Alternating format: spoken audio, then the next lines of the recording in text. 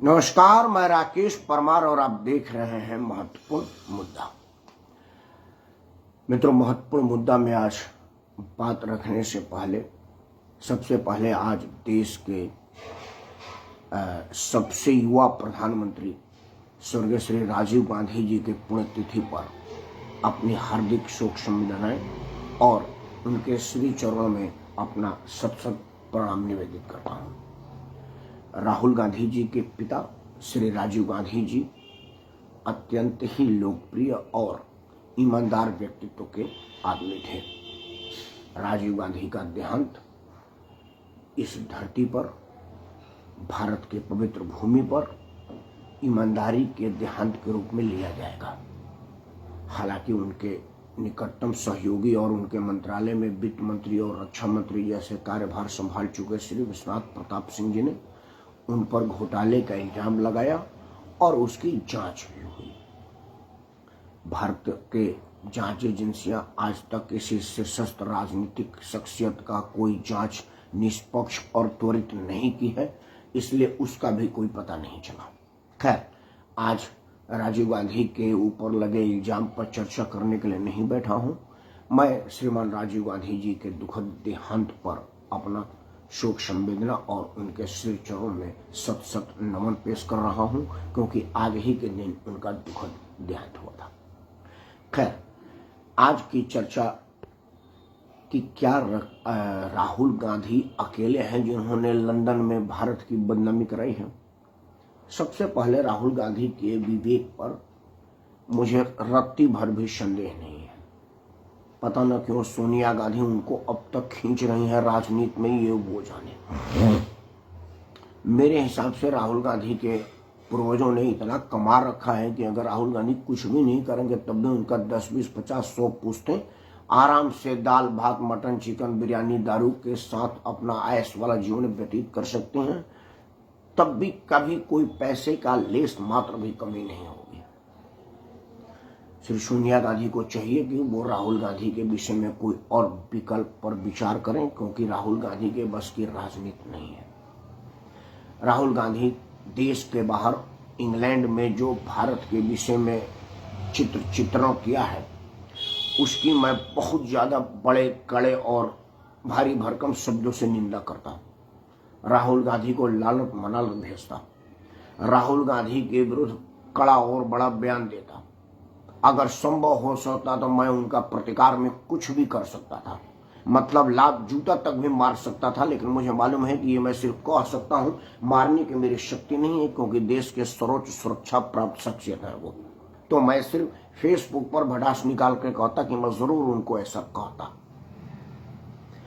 लेकिन मैं नहीं कहूंगा और ना ही कहना चाह रहा हूं, क्योंकि अकेले राहुल गांधी ही अगर देश के बाहर अपने भारत की बदनामी कराए हैं तो वो मानेंगे क्या? भारत के प्रधानमंत्री विदेशी धरती पर जब कोई जनसभा जैसे कार्यक्रम को संबोधित करते हैं तो नहीं कहते हैं कि 70 साल में पहली बार। वो नहीं कहते कि पहले की सरकारों ने ये किया है, पहले सरकारें ऐसा होती थी। क्या उन्होंने देश की बदनामी नहीं की है? भारत के प्रधानमंत्री के रूप में भारत का प्रतिनिधित्व करते हैं, चाहे वो वहां पर कोई निजी कार्यक्रम को संबोधित करते हो, बुलाई हुई भीड़ को संबोधित करते हो, चाहे जो करते हो, उस देश में उनका आइडेंटिफिकेशन भारत के प्रधानमंत्री के रूप में है। राहुल गांधी के पास अभी वो हैसियत, शख्सियत और वो सम्मान प्राप्त नहीं है कि उनको लोग भारत के प्रधानमंत्री के रूप में देखें। राहुल गांधी का बयान भारत का आधिकारिक बयान नहीं हो सकता, क्योंकि वो नेता विपक्ष के हैसियत में वहां बुलाए गए हैं और नेता विपक्ष के हैसियत में बोल भी रहे हैं। मित्रों, मुझे याद है श्रीमान मनमोहन सिंह जी की सरकार थी। लाल कृष्ण आडवाणी जी नेता विपक्ष के हैसियत से मनमोहन सिंह के नीतियों का विरोध करते थे। हर नीति का विरोध उनका राजनीतिक कर्तव्य था और करना भी चाहिए, उसमें उनको कहीं कोई कमी नहीं होनी चाहिए थी। श्री लाल कृष्ण आडवाणी जी विदेश दौरे पर थे, तो पत्रकार पूरे दुनिया का मसाला खोजता है, सनसनी खोजता है। वहां पर पत्रकारों ने आडवाणी जी को घेरा और बोला कि आडवाणी जी भारत में जो सरकार चल रही है उसके विषय में आपका क्या ओपिनियन है? मित्रों, भारत के राजनीतिक मर्मज्ञ, भारतीय जनता पार्टी को सींच करके खड़ा करने वाला, भारतीय राजनीति का सलाखा पुरुष, उनकी जितनी भी तारीफ की जाए वो कम है। आज के तारीख में बेशक कोई हो, पके हुए पेड़ से आम तोड़ना और उसको मार्केट में बेचना और बंजर जमीन पर पेड़ लगा करके फल उगने तक के रूप में तैयार कर देना, दोनों बहुत अलग अलग बात है।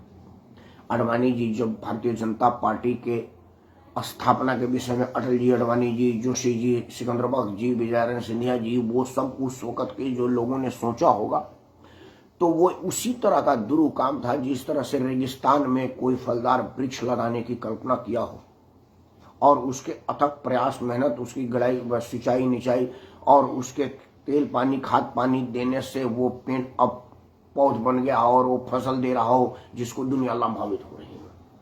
तो आज की भारतीय जनता पार्टी उन्हीं महानुभावों के लगाए हुए पेड़ का है जिसके फल आज अटल जी, आडवाणी जी की कमाई आज मोदी जी और योगी जी और दुनिया जहां के लोग खा रहे हैं। उस भारतीय जनता पार्टी के उस मर्मज्ञ ने विदेशी धरती पर जो भारत के प्रधानमंत्री के लिए और भारत के सरकार के लिए कहा, वो 2 मिनट आपको सुनना चाहिए। लाल कृष्ण आडवाणी जी ने कहा कि भारत एक लोकतांत्रिक देश है और दुनिया में सबसे खूबसूरत, शानदार और मजबूत लोकतंत्र वहां पर काम करता है। हमारे मनमोहन सिंह जी वहां पर देश के प्रधानमंत्री हैं और जितना जनहित के कार्य वो करते हैं वो दुनिया में कहीं कोई देखने को नहीं मिलता है। मनमोहन सिंह के कामों की जितनी तारीफ की जाए वो कम है। हमारे यहाँ हमारे सरकार ने ऐसी योजना लाई है जिसको हम राइट टू फूड कहते हैं, मतलब हर आदमी को भोजन का अधिकार सुनिश्चित करना, ये सरकार का काम है, ये हमारी सरकार ने किया है। हमारे यहाँ हमारी सरकार इतनी खुलापन पर भरोसा करती है कि उन्होंने सूचना का अधिकार का अधिनियम लाया है, right to information act, RTI, कि अगर आपको सरकार से कोई सूचना मांगनी है तो एक मामूली 10 रुपए के खर्चे पर भारत सरकार के किसी भी विभाग से, केंद्र सरकार, राज्य सरकार के किसी भी विभाग से कोई भी सूचना आप मांग सकते हैं। आडवाणी जी ने ये कहा था। हालांकि ये अलग बात है कि वहां के बुद्धि वाले लोगों ने उसका यहाँ पर बड़ा प्रचार प्रसार किया कि आडवाणी जी तारीफ कर रहे हैं। उन लोगों को ये नहीं लगा कि Advani ji beyond the boundary थे, उनका राजनीतिक धर्म था कि भारत की तारीफ करें। अब आते हैं आज जिनका दुखद देहांत हुआ था आज ही के दिन, श्री राजीव गांधी जी, यही राहुल गांधी के पूज्य पिताजी। राजीव गांधी जी के पूज्य पिताजी जब भारत के प्रधानमंत्री थे तो जब संयुक्त राष्ट्र में भारत का बात रखने की बात आई तो उन्होंने अपने किसी कैबिनेट मंत्री और अपने किसी विशेषज्ञों को ना भेज करके आदरणीय अटल बिहारी वाजपेयी जी को भारत का प्रतिनिधित्व करने के लिए भेजा। वहां पर पाकिस्तान के लोगों ने पहचाना कि भाई अटल जी, वहां तो सरकार इनके विरुद्ध की है। उन्होंने बोला आप यहाँ कैसे?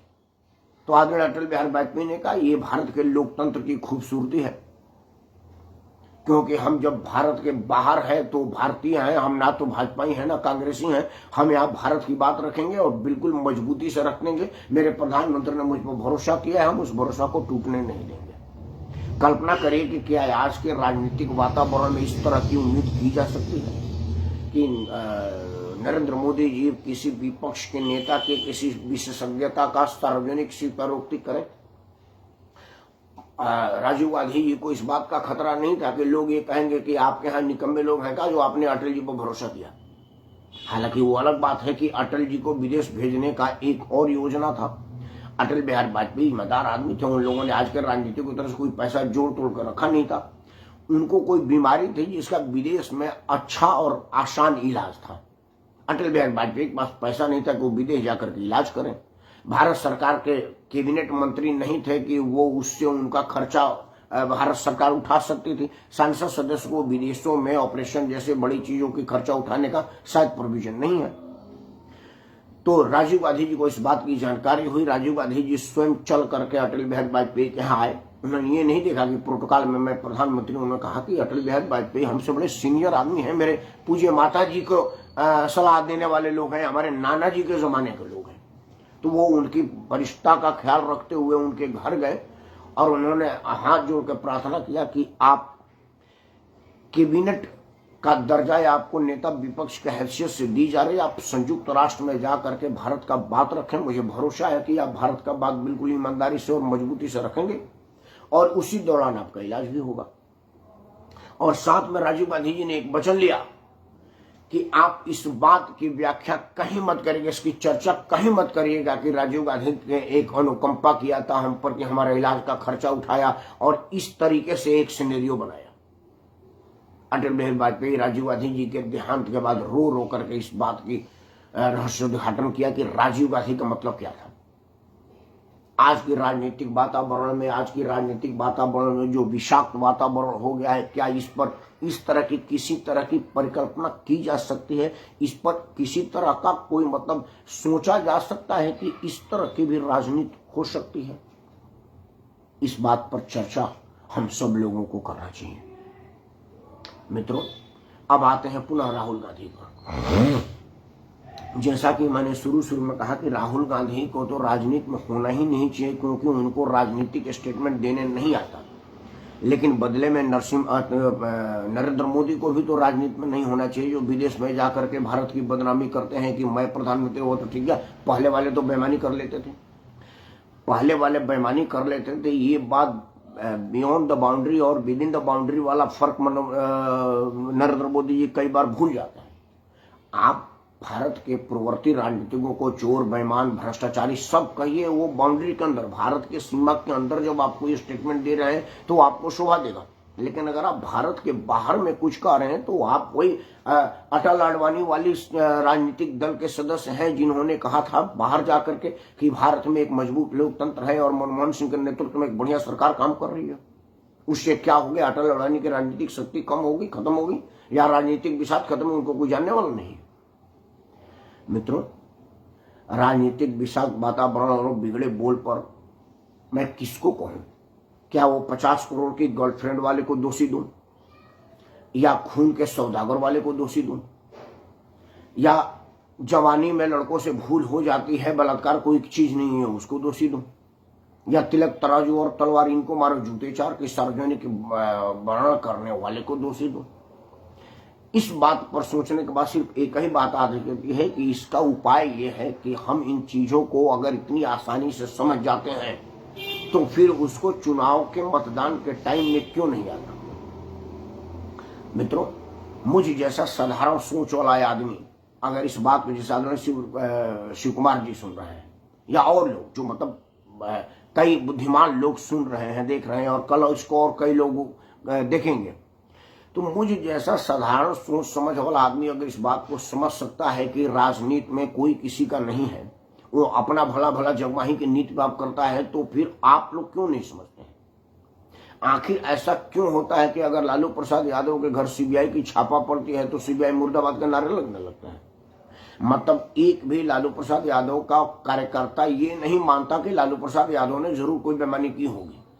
हम इतने ज्यादा भक्ति भाव में लीन हो गए हैं कि हम ये भी नहीं सोच पाते कि जिस पटना के आलिशान बंगलों में लालू यादव रहते हैं और जिस पटना के सड़कों पर दुनिया की महंगी लग्जरी कारों में उनके बच्चे घूमते हैं, गाड़ियों में, उसी पटना के एक वेटरनरी अस्पताल के साधारण चपरासी वार्ड के सिंगल कमरे में 10 बाई 10 कमरे में 5-7 भाइयों का पूरा समूह जमीन पर सोता था, तब भी जगह नहीं मिलती थी। लालू प्रसाद यादव की पूरी जवानी और विद्यालय तक का सारा सफर उसी चपरासी वार्ड की जमीन पर बीत गया।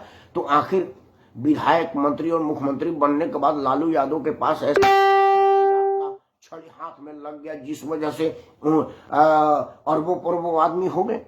कोई उनका एक कार्यकर्ता 1% 20% सोचना ही नहीं चाहता।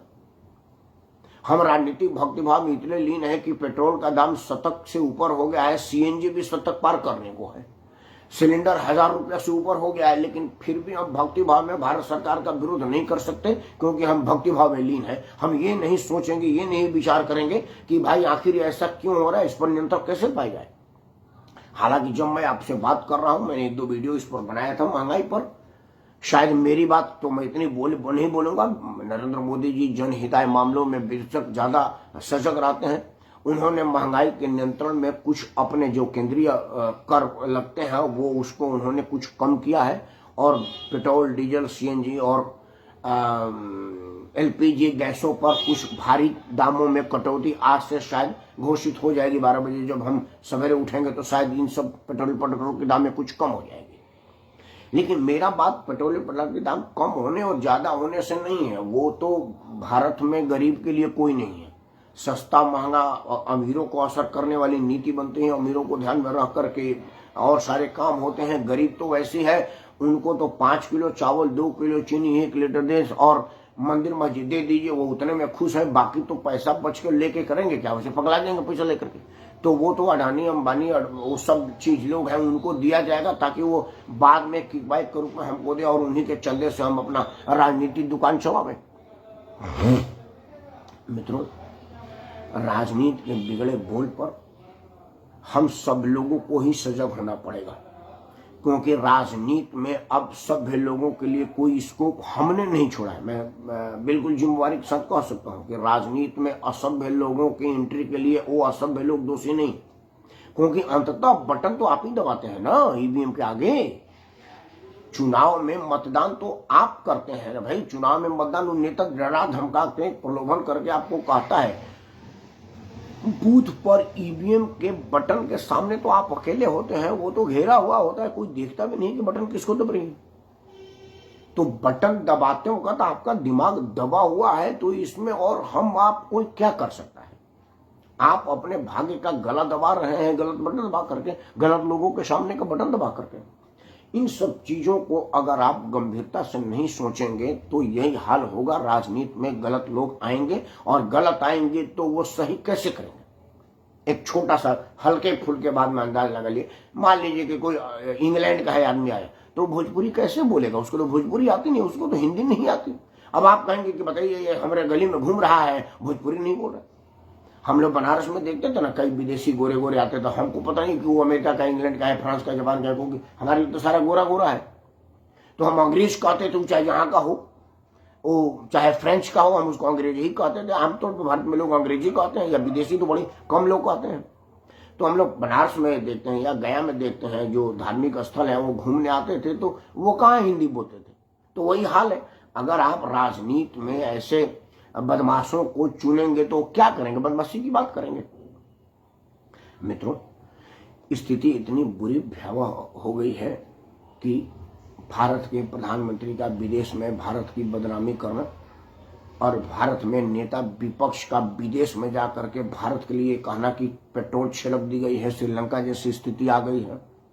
भारत के ही एक अपने शहर को यूक्रेन और रूस की संज्ञा देना और ये बताना कि भारत के एक शहर जिस पर भारत का संवैधानिक अधिकार है, वहां से भारत का संसद आता है, वहां से भारत का विधायक आता है, भारत के प्रशासनिक अफसर वहां पर जाकर के अपना सेवा देते हैं, उस शहर पर चीन यूक्रेन की तरह से बमबारी कर देगा और ये भारत का चुना हुआ जनप्रतिनिधि कह रहा है, तो आप समझ लीजिए कि किरासन तेल उसके दिमाग पर छिड़की हुई है या देश में छिड़की हुई है।